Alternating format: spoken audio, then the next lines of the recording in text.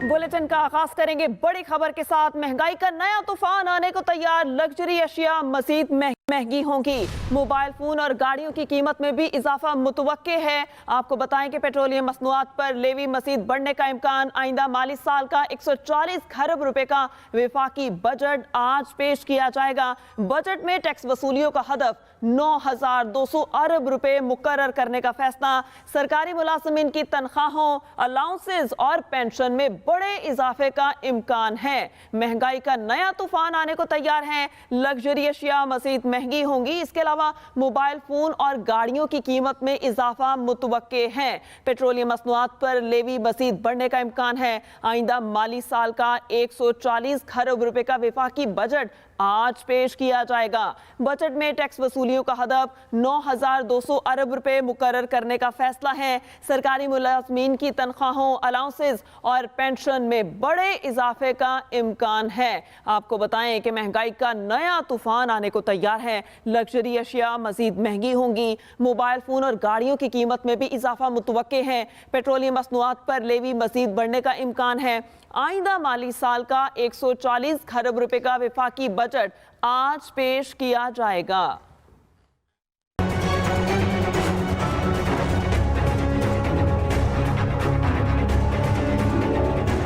आइंदा माली साल के बजट में हुकूमत का कुछ सेक्टर्स में मजीद टैक्सेस लगाने का फैसला। FBR ज़राए के मुताबिक बजट में 50,000 रुपए से जायद की बैंकिंग ट्रांजैक्शंस पर 6.6% टैक्स आयद करने की तजवीज़ है। नॉन फाइलर्स के लिए म्यूचुअल फंड्स और रियल इन्वेस्टमेंट ट्रस्ट पर 30% से जायद टैक्स का फैसला किया गया है। बजट में दरामदी लग्जरी अशिया पर विदहोल्डिंग टैक्स बढ़ाया जाएगा। नॉन फाइलर्स के लिए प्राइस बॉन्ड्स की खरीदो फरोख्त करने वालों पर विदहोल्डिंग टैक्स बढ़ाया जाएगा। इसी तरह प्रॉपर्टी सेक्टर में नॉन फाइलर्स के लिए विदहोल्डिंग टैक्स दुगना करने का फैसला किया गया है। बजट में रियल एस्टेट का लेन देन दस्तावेजी बनाने के लिए सख्त इक़दामात का फैसला किया गया है। बगैर इस्तेमाल शुदा रिहायशी, कमर्शियल, इंडस्ट्री प्लॉट और फार्म हाउस पर टैक्स लगेगा। मशीनरी, कमर्शियल रेंट पर विदहोल्डिंग टैक्स लगाने का फैसला किया गया है। इसके अलावा सब्सिडी का हुजम तकरीबन 1300 अरब रुपए तजवीज़ किया जा रहा है। सबसे ज्यादा सब्सिडी पावर के शोबे के लिए रखी जा रही है, जो 976 अरब रुपए होगी। बजट में IT से मुतालिक सर्विसेज पर टैक्स में रियायत भी दी जा रही हैं। विफाकी बजट में मोबाइल फोन, जानवरों की खुराक, कॉस्मेटिक्स, कॉन्फेक्शनरीज और चॉकलेट समेत 3 दर्जन से जायद दरामदी अशियाए तायुशात और नॉन फाइलर्स पर टैक्स की शरह बढ़ाए जाने का इम्कान है। बजट में $100 से जायद मालियत के मोबाइल पर ड्यूटी बढ़ने का इम्कान भी है। ज़राए का कहना है कि इम्पोर्टेड एनर्जी सेवर बल्ब, फानूस और LED महंगी होगी। इम्पोर्टेड इलेक्ट्रॉनिक्स आइटम्स पर सेल्स टैक्स 25% बरकरार रहेगा। ज़राए का कहना है कि लग्जरी आइटम्स पर सेल्स टैक्स 25% रहने से 55 अरब रुपए इजाफी रेवेन्यू हासिल होगा। इरशाद अंसारी, एक्सप्रेस न्यूज़, इस्लामाबाद। आइंदा माली साल का 140 खरब रुपए का विफाकी बजट आज पेश किया जाएगा। नॉन फाइलर पर टैक्स की शरह दुगनी होगी। इसी पर बात करते हैं, अपने नुमाइंदे अरशाद अंसारी हमारे साथ हैं। जी अरशाद। जी देखें, आज जो है वो वफाकी काबीना का खुसूसी इजलास होने जा रहा है, जिसमें बजट के मसवदे की मंजूरी दी जाएगी और उसके बाद शाम 4:15 बजे के करीब वजीर खजाना जो है वो पार्लियामेंट में बजट पेश करेंगे। इस बजट का जो मजमूई हजम है वो 14,600 अरब रुपए के लगभग इसका हजम है और इसमें जो रेवेन्यू का टारगेट है वो 9,200 अरब रुपए है। और इसमें खुशाइन बात यह है कि इस टारगेट पे जो है वो IMF के साथ भी जो है वो इत्तफाक राय हो गया है, क्योंकि पहले IMF के साथ इख्तलाफ था और IMF ये कह रहा था कि 9,800 अरब रुपए रखा जाए और इस टारगेट को हासिल करने के लिए 200 अरब रुपए के जो है वो एडिशनल टैक्सेस लगाए जा रहे हैं, जबकि बाकी जो इन्फ्लेशन है और GDP ग्रोथ है उससे जो है वो नॉमिनल ग्रोथ के जरिए बाकी जो है वो हासिल किया जाएगा। और 350 अरब रुपए के करीब जो पिछला मिनी बजट आया था उसको भी आगे जो है वो अगले माली साल के बजट में कंटिन्यू रखने का फैसला किया गया है।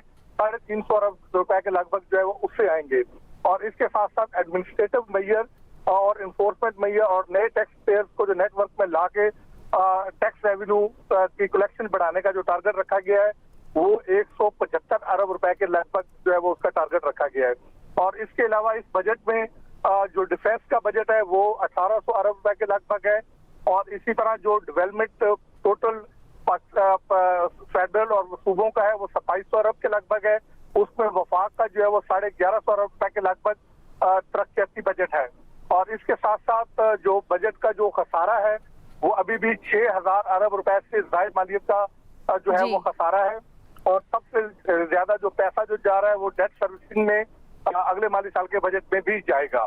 और अगले माली साल के बजट में भी जाएगा। अरशाद अंसारी हमें अपडेट कर रहे थे, शुक्रिया आपका।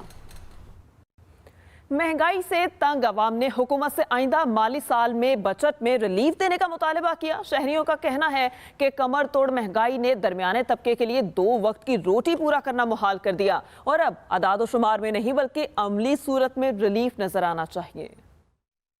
उम्मीद है कि बजट में अवाम के साथ नरमी की जाएगी। अवाम बहुत मुश्किल में है, हर चीज़ महंगी है, हर चीज़ ट्रांसपोर्ट, मेडिकल, फूड, सब चीज़ महंगी है। अवाम बहुत मुश्किल में है। गरीब तर होता जा रहा है और अमीर तर होता जा रहा है। तो इसलिए हुकूमत से यही अपील है कि हमारे बारे में कुछ सोचा जाए। जिस मुश्किल तरीन हालात से मुल्क गुजर है, इससे ज़्यादा बहुत ही मुश्किल हालात से हमारी गरीब आवाम गुजरी है। तो हुकूमत से मेरी ये तवक्कुआत हैं और मेरी रिक्वेस्ट है कि प्लीज़ दिहाड़ीदार मजदूर और जो गरीब आवाम है उनके लिए एक मखसूस बजट पेश किया जाए जिसमें उनको कर्जे या सहूलतें या दूसरी इस तरह की सस्ती चीज़ें प्रोवाइड की जाएँ। बजट तो गरीब आदमी के लिए किधर होता है बजट तो सरकारी मुलाजमन के लिए होता है ना, जो अपनी सैलरियों के लिए वो बढ़ जाए जो सैलरी उनकी। तो गरीब आदमी के लिए तो बजट कोई नहीं है। आए दिन तो रेट ऊपर नीचे होते रहते हैं। बजट तो बस अभी नाम का ही अल्फाज का गोला गंदा बनाकर लोगों को खुश करके बाकी तो मिनी बजट आते रहेंगे, कुछ भी नहीं कर सकते हैं लोगों के लिए। जो महंगाई है, महंगाई ख़त्म नहीं कर सकते हैं। खाने को रोटी नहीं मिलती, आटा नहीं मिलता, आटे की लाइनों में लोग मर रहे हैं। इस वक्त गरीब जो है वो महंगाई के नीचे दबा हुआ है। ऐसा बजट निकालें कि गरीब को कोई फायदा पहुँचे। बजट में हमें ज़्यादा से ज़्यादा आटा जो है, घी, इसकी बहुत ही दाल चावल, इसको बहुत ज़्यादा ज़रूरी है कि इसको कम हो जाए। सबसे ज़्यादा तो आवाम को रिलीफ मिलना चाहिए, लेकिन आवाम की जो बेसिक नेसेसिटीज़ हैं उसमें किसी तरह का कोई रिलीफ नहीं है। गवर्नमेंट से हम इस बजट में ये उम्मीद रखते हैं कि आटा, चीनी, घी जो ये गरीब से जो खाने पीने की चीज़ें ये कम से कम सस्ती करनी चाहिए ना। बजट बिल्कुल नहीं है ठीक, आवाम को मार रहे हैं ये। इससे अच्छा है कि ये हुकूमत ख़त्म हो जाए। इक्तिसादी सर्वे में बताया गया है 1 साल के दौरान गधों की तादाद में 1 लाख का इजाफा रिकॉर्ड किया गया है। इक्तिसादी सर्वे के मुताबिक गुज़िश्ता साल गधों की कुल तादाद 57 लाख थी, जो रवा माली साल बढ़कर 58 लाख हो गई। ताहम ऊंटों, खच्चरों और घोड़ों की तादाद में इजाफा ना हो सका। 1 साल के दौरान मवेशियों की तादाद में 21 लाख का इजाफा हुआ, जिसके बाद तादाद 5 करोड़ 34 लाख से बढ़कर 5 करोड़ 25 लाख हो गई। भैंसों की तादाद में 13 लाख और भेड़ों की अफजाइश में 4 लाख का इजाफा रिकॉर्ड किया गया। बुलेटिन में यहां वक्त हुआ ब्रेक का और ब्रेक से पहले न्यूज अपडेट्स।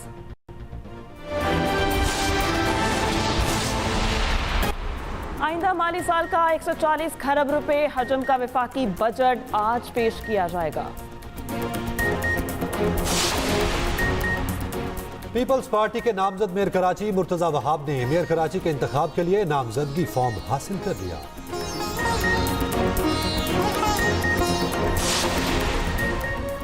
और हिंदूकुश रीजन में 4.4 शिद्दत का ज़लज़ले की गहराई 115 किलोमीटर रिकॉर्ड की गई।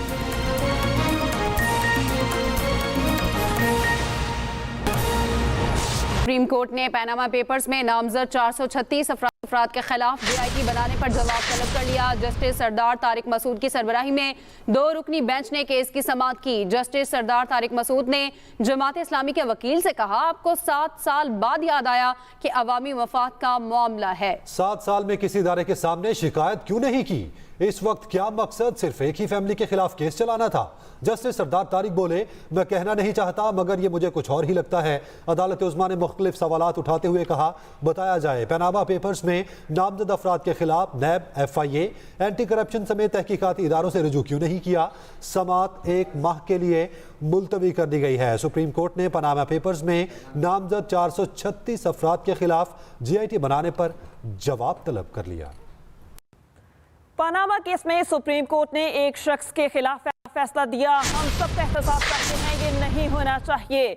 मेरा चोर जिंदाबाद, दूसरे का चोर मुर्दाबाद। अमीर जमात इस्लामी सिराजुल हक की सुप्रीम कोर्ट के बाहर मीडिया से गुफ्तगू। कहा मुल्क का सबसे बड़ा मसला करप्शन है, करप्शन के सबब मुल्क मखरूज है।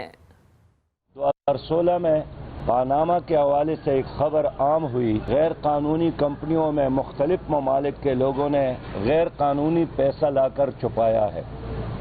उसमें 436 पाकिस्तानी भी थे। जमात इस्लामी ने सबसे पहले अदालत में एक पिटीशन जमा की कि इन 436 अफराद के हवाले से इदारे तहकीकात करे, ऑडिट करे और जिन लोगों ने भी गैर कानूनी तरीके से पाकिस्तान का पैसा यहाँ से लेकर बाहर के ऑफशोर कंपनियों में रखा है, उनका एहतसाब किया जाए। आज़ाद कश्मीर कानून साज असेंबली के ज़िमनी इलेक्शन में नून लीग और पीपल्स पार्टी आमने सामने एक दूसरे पर धांधली के इल्जाम। बाज़ आज़ाद कश्मीर में पीपल्स पार्टी के ज़ियाउल कमर कामयाब, नून लीग के मुश्ताक मिन्हास दूसरे नंबर पर रहे। गैर हतमी गैर सरकारी नतीजा आ गया। नून लीग की हिना परवेज भट्ट ने पीपल्स पार्टी पर धांधली का इल्जाम लगाया, वीडियो भी शेयर की और कहा पीपल्स पार्टी ने ठप्पे लगाने वाला काम कश्मीर में भी दिखा दिया, धांधली नामंजूर। अता तारड़ ने भी धांधली की वीडियो शेयर की। हाजिर होंगे एक ब्रेक के बाद, अब रहिए हमारे साथ। पाक बहरिया के लिए चीन में तैयार किया गया PSN शाहजहां कराची पहुंच गया। आमद पर पाक बहरिया के सीनियर अफसरान ने PNS शाहजहां का इस्तकबाल किया। तर्जुमान पाक बहरिया के मुताबिक commander Pakistan fleet real admiral Faisal Abbasi ने जहाज का दौरा किया। कराची आमद से पहले PNS शाहजहां ने श्रीलंका की बंदरगाह कोलंबो का दौरा किया। जहाज के कमांडिंग ऑफिसर ने श्रीलंका के आला सिविल और अस्करी हुकाम से मुलाकातें की। पाक बहरिया के जहाज ने श्रीलंकन जहाज के साथ मुश्तरका मैरीटाइम मश्क में भी हिस्सा लिया।